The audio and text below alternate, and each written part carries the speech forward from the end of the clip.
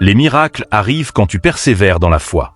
Il y a des moments dans la vie où tout semble s'effondrer. Tu pries, tu espères, tu crois, mais rien ne change. Tu te demandes, Seigneur, m'as-tu oublié? Pourtant, la parole de Dieu nous montre une vérité puissante. Les miracles n'arrivent pas toujours tout de suite, mais ils arrivent toujours à ceux qui persévèrent dans la foi. Hébreux chapitre 10, verset 36, car vous avez besoin de persévérance, afin qu'après avoir accompli la volonté de Dieu, vous obteniez ce qui vous est promis. La foi n'est pas simplement croire quand tout va bien. La vraie foi, celle qui attire les miracles, c'est croire encore quand tout va mal, quand rien ne bouge, quand tout semble perdu. C'est là que Dieu agit le plus puissamment. Premièrement, La foi qui tient bon malgré le silence de Dieu. Beaucoup abandonnent trop vite. Ils prient une fois, 2 fois, puis disent « Dieu ne m'écoute pas ». Mais la Bible nous enseigne que Dieu ne tarde pas, il prépare. Le silence de Dieu n'est jamais son absence. Pendant que tu persévères, Dieu travaille en secret. Souviens-toi d'Abraham. Dieu lui avait promis un fils. Mais il a attendu 25 ans avant de voir Isaac naître. Pendant ces années, Abraham aurait pu douter, mais la Bible dit. Romains chapitre 4, versets 20 et 21. Il ne douta point, par incrédulité, de la promesse de Dieu. Mais il fut fortifié par la foi, donnant gloire à Dieu, et ayant la pleine conviction que ce qu'il promet, il peut aussi l'accomplir. C'est cette foi-là que Dieu récompense. Une foi qui ne dépend pas des circonstances, mais de la fidélité de Dieu. Duxement. La persévérance attire la puissance de Dieu. Chaque fois que tu refuses d'abandonner, même quand c'est dur, tu déclenches quelque chose dans le monde spirituel. Regarde l'histoire de la femme à la perte de sang, Marc chapitre 5, versets 25 et 34. Pendant 12 ans, elle a souffert. Elle avait tout perdu, son argent, sa santé, son espoir. Mais un jour, elle a dit « Si je puis seulement toucher son vêtement, je serai guérie ». Et elle a persisté malgré la foule, malgré sa faiblesse, malgré la honte. Et Jésus lui dit « Marc chapitre 5, verset 34. Ma fille, ta foi t'a sauvée. Va en paix et sois guérie de ton mal. » Ce miracle est né de la persévérance dans la foi. Elle aurait pu abandonner au bout de 5 ans ou de 10 ans, mais elle a continué à croire. Et son miracle est arrivé. Troisièmement. Dieu teste ta foi avant de la glorifier. Avant chaque miracle, il y a toujours une épreuve de foi. C'est une loi spirituelle. Dieu veut voir si ta confiance dépend du résultat ou de lui-même. Regarde l'histoire de Joseph. Dieu lui avait promis la grandeur. Mais avant le trône, il a connu le rejet, la trahison, la prison. Mais la Bible dit, Genèse chapitre 39, verset 2. L'Éternel fut avec Joseph, et la prospérité l'accompagna. Même dans la prison, Joseph n'a jamais cessé de croire. Et un jour, le miracle est venu d'un seul coup. En une seule journée, Dieu l'a fait passer de la prison au palais. Voilà ce que la persévérance produit. Des percées soudaines après de longues saisons de fidélité. Quatrièmement. La foi persévérante ne regarde pas le temps. Parfois, tu crois depuis longtemps, et tu commences à penser, peut-être que ce n'est pas pour moi.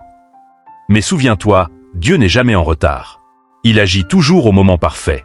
Regarde Anne, la mère de Samuel, 1 Samuel chapitre 1. Pendant des années, elle pleurait parce qu'elle ne pouvait pas avoir d'enfant. Mais un jour, elle est venue à la maison de Dieu et a prié avec persévérance. La Bible dit, 1 Samuel chapitre 1, verset 13. Anne parlait dans son cœur et ne faisait que remuer les lèvres, mais on n'entendait point sa voix. Cette prière sincère, persévérante, a touché le cœur de Dieu. Et peu après, elle a donné naissance à Samuel, un grand prophète d'Israël. Dieu avait entendu depuis longtemps, mais le temps n'était pas encore arrivé. Cinquièmement, le diable veut que tu abandonnes avant ton miracle. Souviens-toi, le plus grand combat de la foi, c'est d'attendre sans perdre confiance. Le diable le sait, c'est pourquoi il t'envoie le découragement, le doute, la fatigue, les pensées négatives. Mais la Bible dit, Galates chapitre 6 verset 9, ne nous lassons pas de faire le bien. Car nous moissonnerons au temps convenable, si nous ne nous relâchons pas. Ne laisse pas les circonstances voler ta foi.